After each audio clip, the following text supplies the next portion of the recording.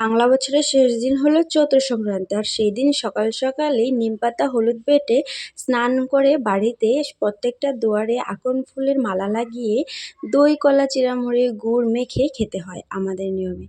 এরপর পাচনের তোড়জোড় লেগে যায়, যেটা সব কিছু সবজি দিয়ে বানানো হয়। হ্যাঁ, আমি জানি অনেকের বাড়িতেই হয়, তারা তো জানোই পাচন কী করে বানানো হয়। আর যাদের বাড়িতে বানানো হয় না, নেক্সট বছর আমাদের বাড়িতে নিমন্ত্রণ রইল। এরপর নতুন বছরে নতুন নতুন ড্রেস পরে রেডি হয়ে যাই একটু ঘুরতে যাওয়ার জন্য। প্রতি বছরই আমি দিদি মা একসঙ্গে যাই, তবে এই বছর দিদি যাবে না, তাই আমি আর মাই প্ল্যান করে বের হয়েছি। তো চলো পুরো ভিডিওটা কন্টিনিউ দেখতে থাকো, অবশ্যই ভালো লাগবে। আর ভালো লাগলে অবশ্যই লাইক কমেন্ট শেয়ার সাবস্ক্রাইবও করবে। বাংলা মাসের শেষ দিন হলো চৈত্র সংক্রান্তি, আর সেই দিন সব থেকে ভয়ানক পুজো হয়। আমরা জানি বাঙালির 12 মাসে 13 পুজো, তার মধ্যে সব থেকে ভয়ানক পুজো হলো আমার মতে চড়ক পুজো। কেন বলছি বলো তো? এত সুন্দর সুন্দর খেলা দেখানো হয় যা চোখে দেখার মতো, আর ভয়ও লাগে, কিন্তু ভয় পেলেও কিছু করার নেই, দেখতে ইচ্ছে করে, তাই প্রতি বছরে চলে যাই শুধুমাত্র এই সমস্ত খেলা দেখার জন্যই। তো আমরা গিয়েছিলাম ফিল্ডের, আমি নাম জানি না, এবছর আমরা প্রথম গিয়েছিলাম। সেখানে গিয়ে একটু রাক্ষসের খেলা দেখলাম, আর রাক্ষস খেলা দেখে তো এত ভয় লেগেছে, মানে কি আর বলবো, পুরো রাক্ষস জেগে গেছে ওনার মধ্যে, এমনই হয়েছিল। যারা যারা দেখেছো সামনে থেকে ওরা তো অবশ্যই জানো।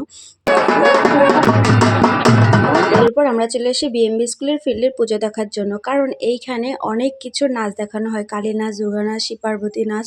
দেখো, আসা মাত্রেই এত সুন্দর সুন্দর দৃশ্য দেখতে পাই, মানে কি ভালো লাগে, কি আর বলবো। শুধুমাত্র এই নাচগুলো দেখার জন্য প্রতিবারই চলে আসি।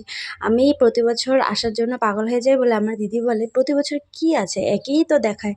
না না দিদি, একেবারেই একই রকম দেখায় না, প্রত্যেক বছর একটু আলাদা আলাদাই থাকে। সবার সাজগোজ, নৃত্য সব কিছুরই একটু আলাদা আলাদা থাকে। আর এই বছরও সেটাই দেখতে গিয়েছিলাম, কিন্তু এই বছর পূজা দেখতে গিয়ে যে এতটাই দুর্ভাগ্য হবে তা তো জানা ছিল না। তো যাই হোক, বিএমবি স্কুলের পুজোটা খুব সুন্দর অ্যান্ড জাগ্রত পুজো হয়, সেটা আমি ছোটোবেলা থেকে দেখে আসছি। ইভেন আমার মাও ছোটোবেলা থেকে দেখেই আসছে। অনেক পুরানো পুজো, অনেক বড় পুজো। আমাদের লামডিংয়ের সব থেকে বড় পুজো তো বিএমবি স্কুলের ফিল্ডেই হয়। তবে এই বছর দুর্ভাগ্যবশত কপাল খারাপ ছিল, তাই আর এই বছরই ভালো করে পুজোটা দেখে আসলাম, নমস্কার করে আসলাম। নেক্সট বছর থেকে যেন আর যেতে না হয়। আর হ্যাঁ, এটাই আমার জীবনের লাস্ট চড়ক পূজা হবে বিএমবি স্কুলের ফিল্ডে।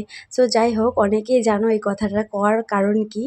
সো নমস্কার দূর থেকেই করে নেব, প্রতি বছর তো একই হয়, আমার দিদি তো ঠিকই বলেছে। যাই হোক, ফোনে তো দেখতেই পাবো। এই বছরেই লাস্ট গেলাম, নেক্সট বার থেকে আর যাবো না বিএমবি স্কুলের ফিল্ডে, কারণ এত ভিড় হয়, এত লোকজন, সেখানে গিয়ে শান্তিতে পুজোই দেখা যায় না। যাই হোক, সবাই যেরকমভাবে দেখছে আমিও সেরকমভাবেই দেখে কিছু ভিডিও ক্যাপচার করলাম তোমাদের জন্য। আর এই জিনিসটা সব থেকে বেশি ভয় লাগে, শুধুমাত্র এই জিনিসটা না, চড়ক পূজার প্রতিটা মুহূর্তই ভয়ানক হয়। কিছু তো লীলা আছে, কিছু তো জাদু আছে, কিছু তো আছে সত্যি, ভগবান সত্যি আছে।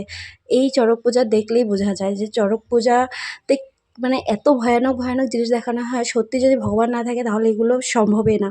তো সেখান থেকে প্রসাদ নিয়ে এবার বাড়ির উদ্দেশ্যে রওনা দিয়েছিলাম, আর ভিড় দেখো তোমরা। সো ভিডিওটা কেমন লেগেছে অবশ্যই কমেন্টে জানিও। টাটা, সবাই ভালো থেকো।